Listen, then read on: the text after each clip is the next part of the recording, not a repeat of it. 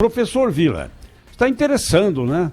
Ampliar esse noticiário aí sobre os hackers, os vazamentos, etc., porque estamos desviando a atenção do que é mais importante, né? Eu estou achando isso, não sei como é que o senhor vê essa questão. Olha, eu acho que você tem toda a razão, Paulo. Concordo com você. Ontem até eu falei rapidamente nos bastidores do Poder sobre isso, né?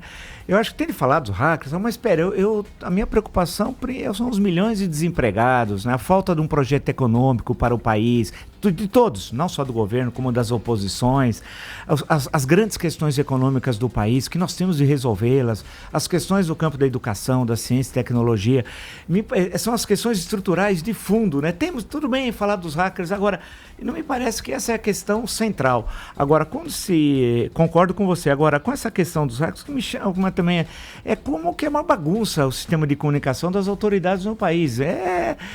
Parece que é a casa da Noca mesmo, é uma bagunça. O presidente da República, o presidente da Câmara, o presidente do Senado, o ministro do Supremo, o ministro do STJ, diz que cerca de 1.000 pessoas, acho que é um exagero, mas falam que 1.000. Eu fico imaginando, para mim eu tenho muita pergunta e não tenho resposta. Quem são esses 4? Eles estavam a serviço deles próprios ou de terceiros? Né? Aquele dinheiro na conta corrente lá, é impossível, cerca de mais de 600 mil reais na conta do casal, quando eles têm uma renda pouco acima de cada um de 2 mil reais. De quem era? Quem depositou? Por que eles fizeram tudo isso? Qual a razão? Quem é que teve a ideia? A que servem isso? Porque um era afiliado ao DEM, vale lembrar, foi expulso do DEM, mas... O vermelho, né? O vermelho. Que é chamado de vermelho. A gente teve essa discussão aqui ontem, né, Zé Paulo? Ele é vermelho, aliás, hoje tem uma foto dele, recuperaram fotos dele em redes sociais, ele é absolutamente ruivo. Por isso é que o chamam de vermelho, ele tem uma barba ruiva. Não é pela ideologia, é? Não é? Aparentemente não, até porque ele é afiliado ao DEM, né? Então, é uma coincidência. É. Ele está fazendo um belo trabalho, o vermelho. Agora, sobre essa história do Sérgio Moro, né, companheiros, a questão central, né, está dividida aí no debate jurídico, pelo menos, né, sobre essa informação que ele teve, do que foi extraído até agora pela Polícia Federal, e sobre essa declaração de que quer que tudo seja destruído, toda essa prova seja destruída. O ministro da Justiça, ele é indiretamente investigado nesse grande esquema também, porque conversas dele foram vazadas. E essas Agora, conversas... por que destruir, né? Eu estranhei essa informação. Está completamente equivocada essa declaração. Aliás, o Marco Aurélio, né, já avisou que é para parar, né? Claro, a autorização judicial só que pode destruir essas provas a pedido de uma das partes, mas nesse caso...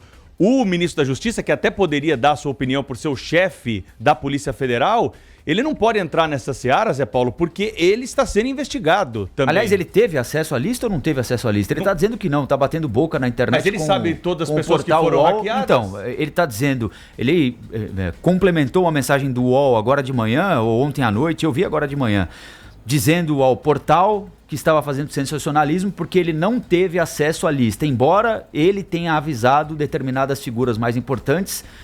Rafael, ele passou a mão no telefone e ligou para determinadas figuras dizendo, o seu nome está na lista, você foi hackeado também. Ele ter o acesso à lista, professor Vila, na minha avaliação, não é tão grave, porque há essa questão de segurança nacional envolvida. O que é diferente nesse caso é que o ministro da Justiça também está sendo investigado, claro, né, por conversas que foram vazadas de uma maneira criminosa que está sendo combatida, mas ele é parte interessada, é um caso diferente dos outros que nós temos aí na Justiça, né? Tem toda a razão. Ele não pode fazer o que ele pretende fazer, ou diz que vai fazer. Tanto que já recebeu respostas indiretas, não se sabe de quais ministros do Supremo Tribunal Federal, até presumo um deles é o Marco Aurélio Melo, tenho certeza que deve ser ele, um deles. Que ele não pode fazer isso. Quem pode tomar essa decisão é a Justiça, não é o ministro da Justiça, né? Há um erro básico aí. Agora, inclusive o teor das conversações, e essa é uma outra questão também, a questão do teor das conversações, se tem ações, não sei, nós não conhecemos todas, são 30 mil páginas, segundo o site, pode ter ações criminosas ali, eu não sei. Ilícitas, como vocês queiram denominar, e não vão ser investigadas porque foi no hacker, não, elas podem ser investigadas. Essa é uma discussão também, se a origem invalida a prova ilícita, a prova ilícita, que é uma discussão boa. Agora, mostra que o poder em Brasília, e hoje tem, só para lembrar vocês um parênteses, uma matéria no jornal O Globo, daquela moça, a Bela, o primeiro Bela nome, Megali. Bela Megali, que não é parente do nosso Não é. Megali ali, o dele é com I, o dela é com E, né?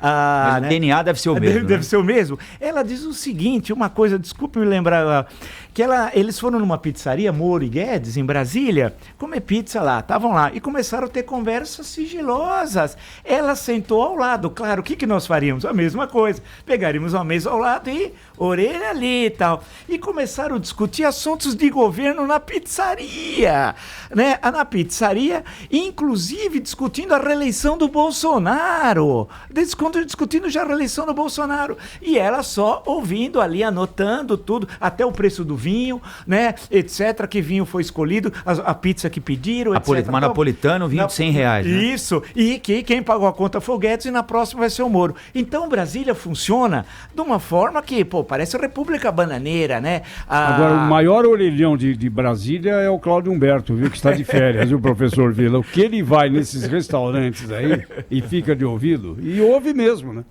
Eu lembro que uma vez também no restaurante, uma jornalista, acho que foi a Vera Magalhães, ouviu o Ricardo Lewandowski no telefonema durante a ação penal 470. Quando ela foi recebida, inquérito 2245, recebida, virou ação penal.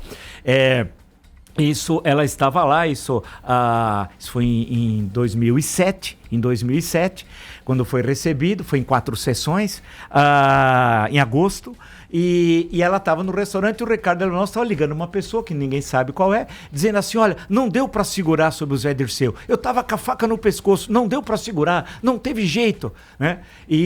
Ou seja, o Ricardo Lewandowski queria impedir que a acusação em relação a um dos que estavam no inquérito, no fim foram 40 réus que viraram 38 e 25 foram sentenciados, não entrasse a acusação contra o Zé Dirceu. Então, isso que o Zé Paulo está dizendo, é um perigo os restaurantes de Brasília, porque sempre tem jornalista ouvindo. Agora, eu acho que seria bom para Então, o Sérgio agora Moro queimar essas mensagens, eu acho que seria absolutamente absurdo, porque se fosse assim, o Heitor Aquino Ferreira, né, professor Sim. Vila, que era tido como arquivo vivo da ditadura, não teria fornecido todo o material que forneceu para o Hélio Gaspari para, em 5 livros, contar toda a história daquele período do regime militar. Tem razão, eu posso dizer meu depoimento pessoal, porque eu li esse material, viu? O Hélio Gaspari, eu acabei colaborando nos 4 primeiros, não no quinto, mas nos 4 volumes, e ele fala isso inclusive nas apresentações dos livros, e eu mexi no arquivo, ele brincava em certa época que 2 pessoas tinham lido aquilo, ele e eu não li tão completamente como ele. Inclusive tem um diário lá do Heitor Ferreira, que começou no dia 1º de abril de 64, é o melhor diário da história republicana, diário manuscrito, Zé Paulo, excelente. E uma vez eu falei com o Heitor, eu escrevi para ele me manda umas coisas aí semanalmente, falando para ele, puxa vida, eu poderia editar, eu faria as notas de rodapé e tal. Aí ele falou que tinha queimado o diário. Mentira, acho que é conversa fiada. Ele não queria era publicar. Mas ali tem isso que você falou. Uma série de documentos assim importantíssimos. E documentos pessoais, informações, fala sobre isso, sobre aquilo, que são essenciais. E eu também acho que destruir essas conversas que são inapropriadas, é verdade, mas até agora, ao menos que nós sabemos, insisto em dizer isso, elas não colocam em dúvida as decisões tomadas pelo então juiz Sérgio Moro nas condenações da 13ª Vara Federal lá do Paraná, até o momento ao menos. E tanto que a principal delas, a condenação do Lula, principal para nós que estamos acompanhando política, elas foram referendadas na 2ª e na 3ª instância. Então, mas temos de conhecê-las. E seria uma campanha boa da gente fazer, vamos revelar tudo, né? Já que agora foram presos o pessoal lá, os meninos, a moça, tal, revela tudo, pega tudo, a Polícia Federal coloca na rede, né? E expõe tudo, e aí vamos ver o que é verdade e o que é mentira daquilo. Agora, destruí-las, em hipótese nenhuma.